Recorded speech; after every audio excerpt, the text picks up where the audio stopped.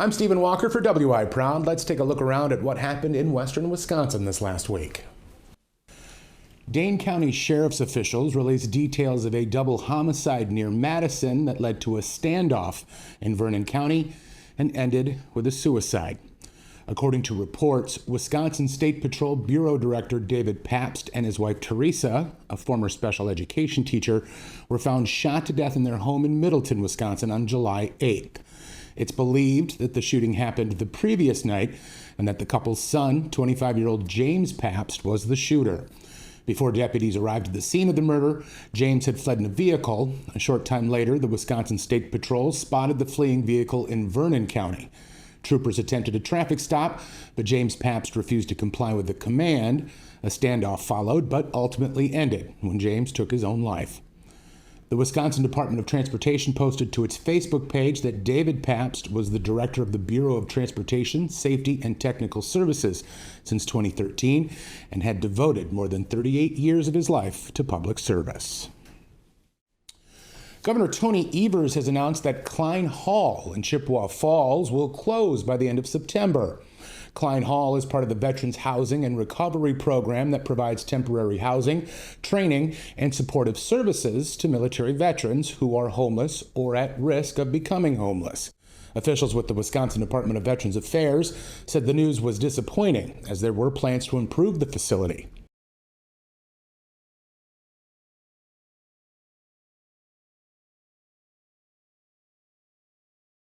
According to the Wisconsin VA, there are 23 veterans currently living at the Chippewa Falls facility.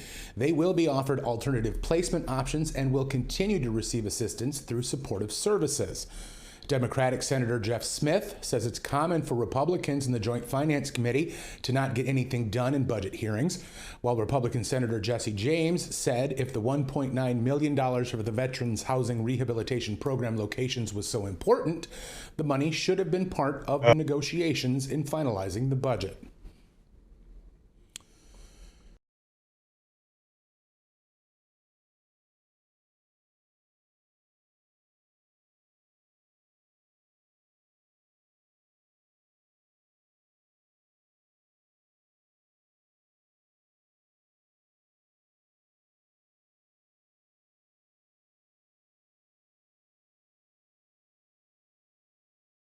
Klein Hall and an additional Veterans Housing and Recovery Program facility in Green Bay will both close by September 30th. The Veterans Housing and Recovery Program in Union Grove, however, will remain open. The School District of Black River Falls has decided to end a program that provides free lunch for all of its students. Kim Leadholm went to Black River Falls to talk to school officials about what those changes will look like.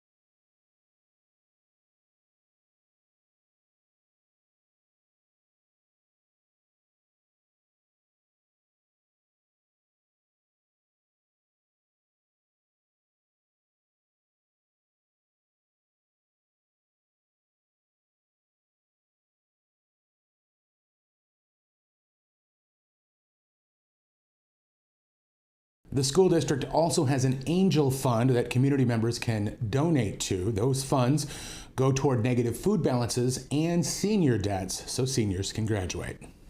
Medical testing that will help identify rare disorders in babies will soon be available in the Coulee region. Gunderson Health System in La Crosse is joining a new state network called the Badger Baby Network. This network will provide local genomic testing for babies. Genomic testing takes blood samples of infants and tests them for conditions such as cleft palate or a hole in the heart. According to UW Health, about 2,000 babies are born with a rare genetic disorder each year in Wisconsin.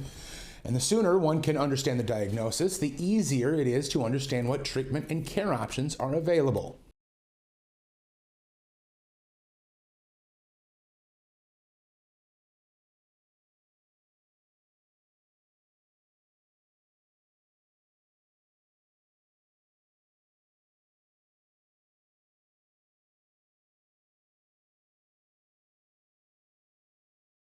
The genomic testing program will be coming to Gunderson in August. A Coulee Region program to help end homelessness has received a financial boost. Dashiell Menzel talked with leaders of the Pathways Home initiative to see where and how that boost will help with their cause.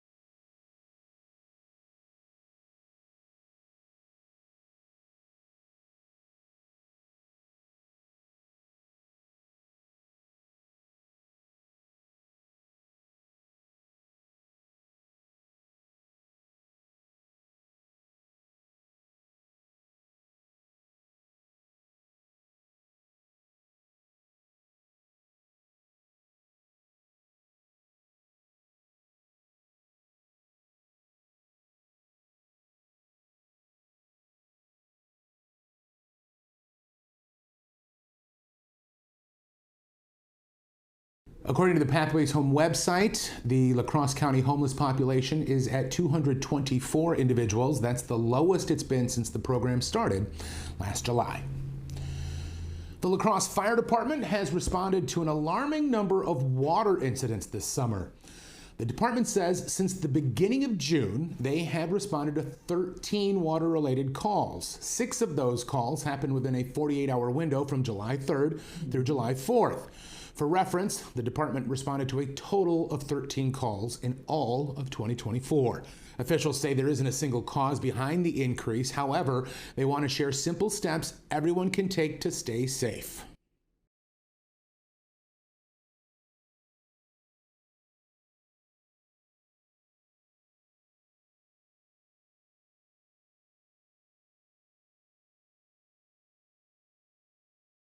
Captain Griffith also said to make sure you have a cell phone on hand in case of an emergency so you can call the fire department. As children continue to grow up in the age of technology, local law enforcement is trying to help parents keep kids safe online. The Eau Claire County Sheriff's Office is launching a new program called Vigilant Parent. This free class helps to educate parents on internet safety. During the class, officers raise awareness of online predators using popular social media apps like Instagram, Facebook, or TikTok. Officers show parents how to see who their child is talking to, what their child is doing, and other parental Officers show parents how to see who their child is talking to, what their child is doing online, and other parental control settings. Emily Walton took the first Vigilant Parent class. She said she was alarmed at how easily something dangerous could happen.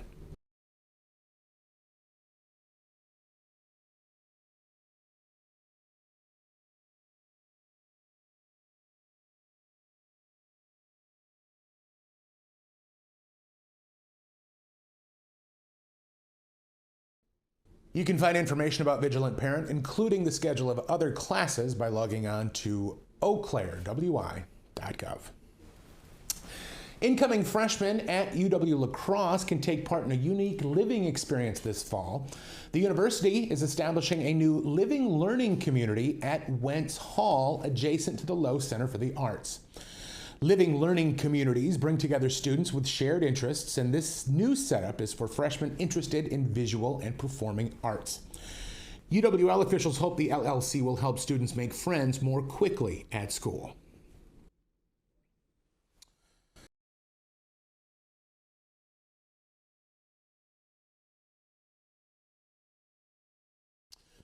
UWL officials say more than 20 students are already set to inhabit the Visual Performing Arts LLC this fall.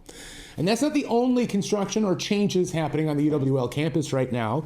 In fact, they're ready to tear down one learning center and replace it with a brand new science center.